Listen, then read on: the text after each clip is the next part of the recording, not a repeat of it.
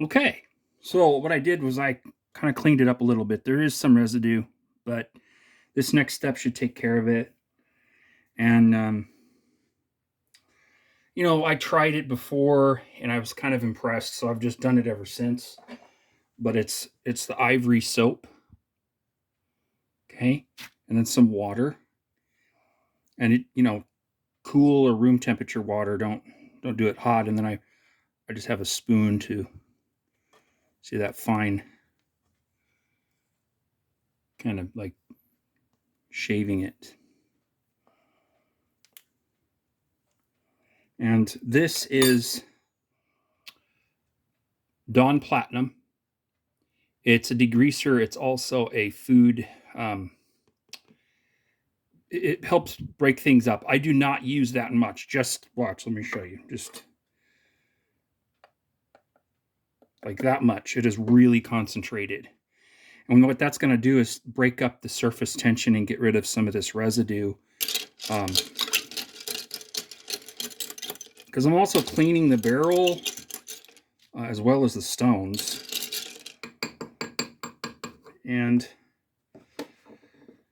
burnishing, I don't know. I'm going to let this run for probably a week or something, quite a while.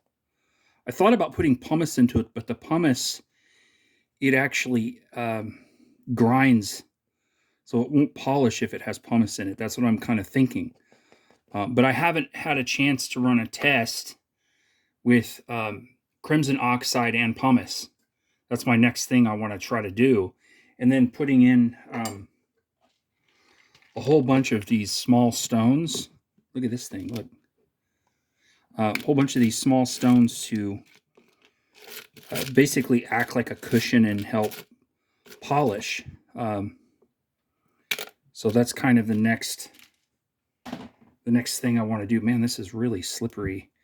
So that's the thing about the ivory soap. If you haven't tried it with your tumbler, you've got to try it. And then you can also use ivory soap in a bowl or a container or a jar. Like you could put some in a jar like this with water, and then put in aluminum oxide, and with like a paper towel or something, you could use it as like a cleaning rag to polish. But anyhow, yeah, this is really, man, that's probably enough right there. I don't need that much. I can feel it. It's completely changing the viscosity and the tension. You got to pay attention to your tension. So this is going to be, yeah, I can feel that. That's fine. That's like ridiculous. Got some serious slippage there. So I'm going to wipe my hand off here, and I almost forgot. I was going to add this since I didn't have a decent close-up, because I want to get a decent close-up of it before I put it in there. This is,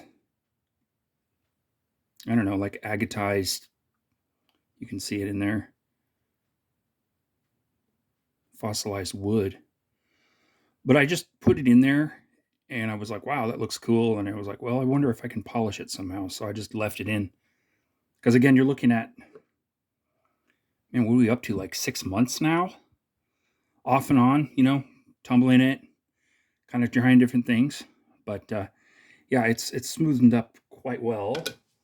What else do I want to do?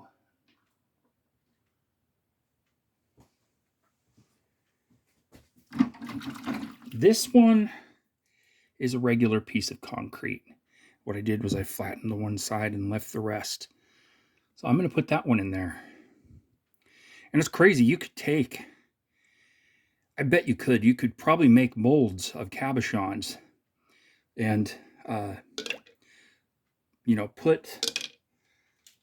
put small chips of like, this, like this tiger's eye, and some pieces of like moss agate,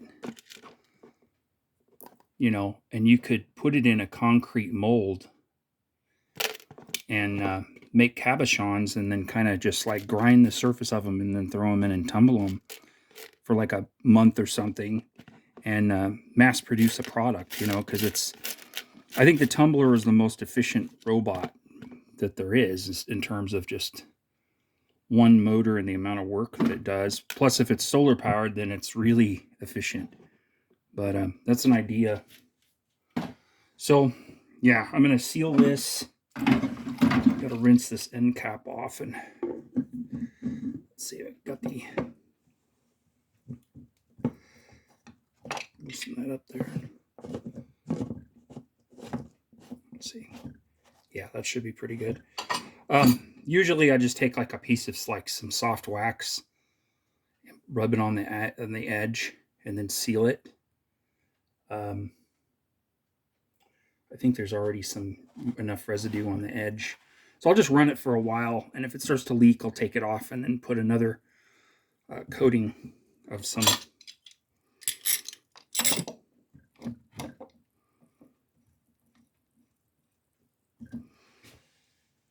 There we go. So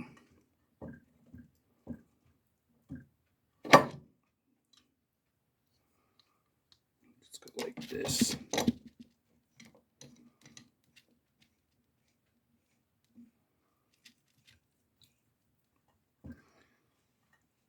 Yeah, I'll get it a lot tighter than that, but yeah, the basic idea that you have a container, and you put one of these plastic, these PVC caps on it, and what you do is you fill the container with liquid hot glue, and you make a layer that's about a 1/4 inch thick on the inside with the hot glue, and it improves the toughness of your container. And it also makes it damn near indestructible because it's so like rubbery and chewy, if I was going to use that texture term right.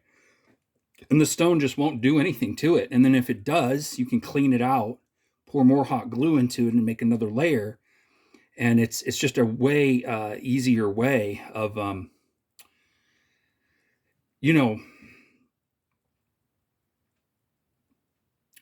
restorational process. It's way cheaper. You could get $5 worth of hot glue and melt it down with a little bowl. You get one of these little like dog dishes, put it in your oven at like 200 and then go to 300. And when it starts to turn like a caramel color, you're starting to burn your hot glue, and then you can pour it in and it works. It increases the hardness of it. I mean, of course, you want to have the windows and doors open and some air while you do this. It takes a couple hours to slowly ramp up the heat and melt that much hot glue. But when you pour it into a container like this, it's superheated and it doesn't cool for quite a while. So you can move it around and rotate it, and it'll coat the inside of your barrel and make a damn near indestructible barrel for you. So yeah, it's a very cool process. And I remember running a bunch of tests, making a bunch of barrels, and I was lining them with rubber and doing all kinds of things, and like nothing was working very good. And when I used